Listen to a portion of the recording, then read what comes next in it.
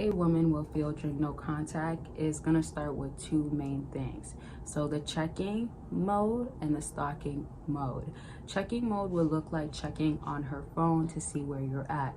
Remember, also emotions can be at a high and then at a low. So if it's like day one, it won't be maybe as high. She still has expectations for you to reach out. Day two can be like, okay, checking a little bit, that sorts of stuff. No message. Maybe that's not like you.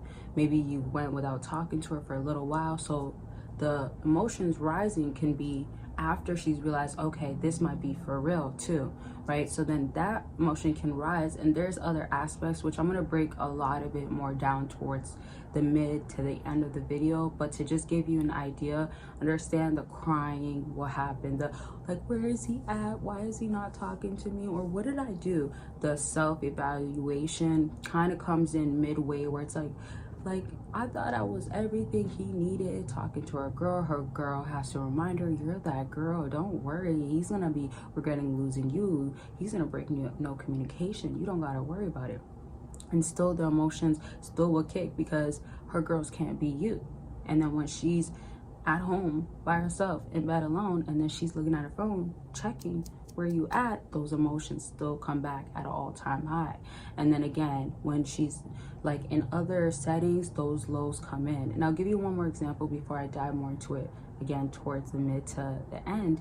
But think about also with validation and women having an ex or monkey branching, that sorts of stuff, being outside. I know it's winter time, it's cold in a lot of places right now, but it could even just be a lounge that people just go to.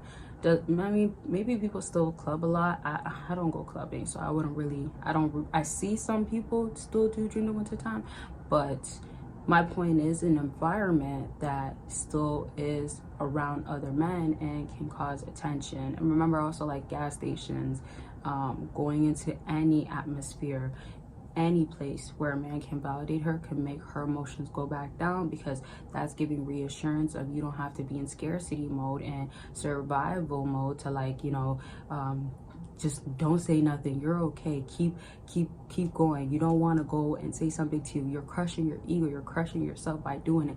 You know what I mean? When survival mode, you're trying to make sure you're doing whatever you can to feel some security, some safety, right? So it's like she doesn't want to go against herself. But all I'm saying is that that's when those emotions simmer down a bit. But that can only last so long, because those become invalid. They're not coming from you any longer, and it's not good enough to fulfill the temporary void that she keeps trying to fulfill. Those temporary voids can only be fulfilled for so long. That's why there's always a breaking point.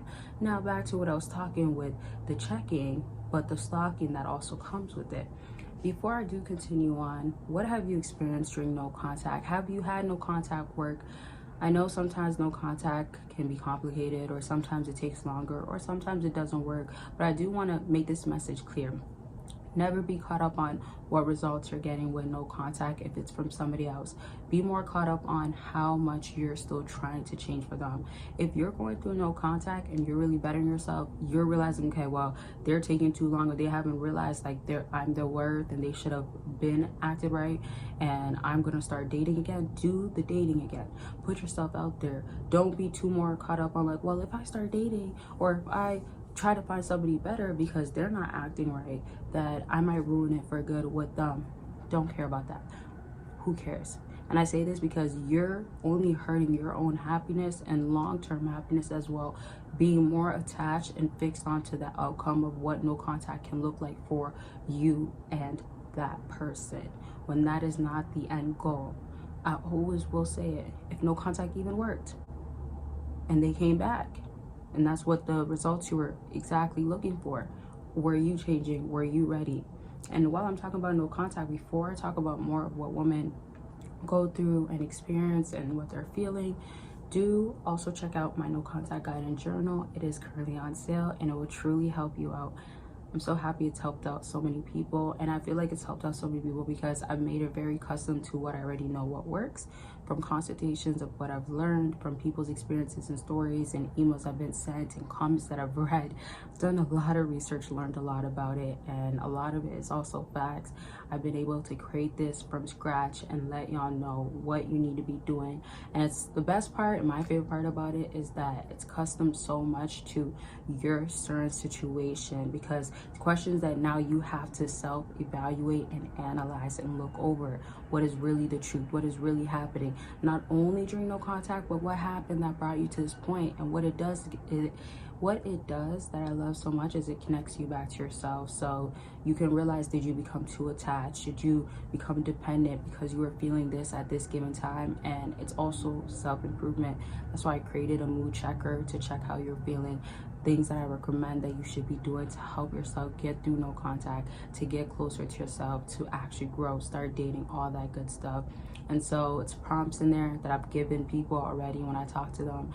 It's so much like me of how I would talk to y'all. So if you want to check it out, if you're going through no contact with whoever, it doesn't have to be dating, it could be a friendship that's ended, or it could be family related, or if you want a journal that's going to help you really come back to yourself, be detached from the external, because we could talk about like environments as well, then this is going to be perfect for you. Definitely check it out by clicking the link down below, and don't miss out on the sale. And of course, per usual, consultations are available.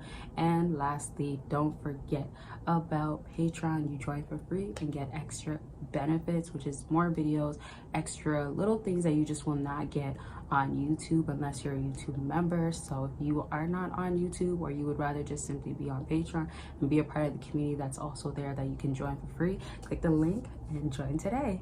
So back to what I was saying with what she's feeling. And if you do want me to do specific videos, questions, want me to elaborate, let me know. And yeah, so when it comes down to her, she's also going to be stalking what you're up to, because there's not much left to work with. So think of like if she's been texting you and she's now not texting you, or y'all used to do phone calls, or y'all used to see each other every other weekend, or whatever the structure was. Now that she's starting to realize this is not the new norm, she can't just call you up on a drunk night. She can't just call you up if she's bored hanging out with her girls and she's thinking about you, or her girls are tired of hearing about you and they keep telling to her, just move on or forget about him, or you can get better. She doesn't care about that. So when all of this is going on, trying to figure out why the heck you will not break no contact is the biggest concern, right? And this is going to be a part 2 for sure, but she's gonna have to try to put 2 and 2 together as to what happened, what changed. Is he dating? So not everybody does have socials, but even if you don't have socials, like stalking can literally look like stalking your place, driving around your house to see what's going on in your building, to see if anybody's coming late night, like legit stuff like that happens, right? And it's gonna be even your workplace to see, are you still working at the same place? Like what's going on? The more she doesn't know about what's going on in your life, the more it's gonna cause the mysteriousness to come in, and that's gonna lead to needing to know answers and curiosity being built up. And that's where stalking keeps coming from. She can still go to the phase of like checking and seeing where you're at, but it's not maybe as strong, right? Or if it's like your birthday or some significant date coming up, that's where she could also check and like, is he gonna say something? Or New Year's Day, that's also sometimes, even though it just passed New Year's Eve, right? New Year's Eve, New Year's Day, there's still things that are coming up. Valentine's Day is coming up. So just remember, all of these play a factor to her being more consumed, concerned, invested, and eventually breaking no contact if it comes down to that. That's gonna be it for this video. I'm gonna bring a part 2. As I said, so much more to talk about. If you want a part 2, of course, let me know per usual. And of course, check out the links down below. I love y'all. Make sure you're taking care of yourselves, and I'll talk to y'all pretty much soon. Bye, y'all.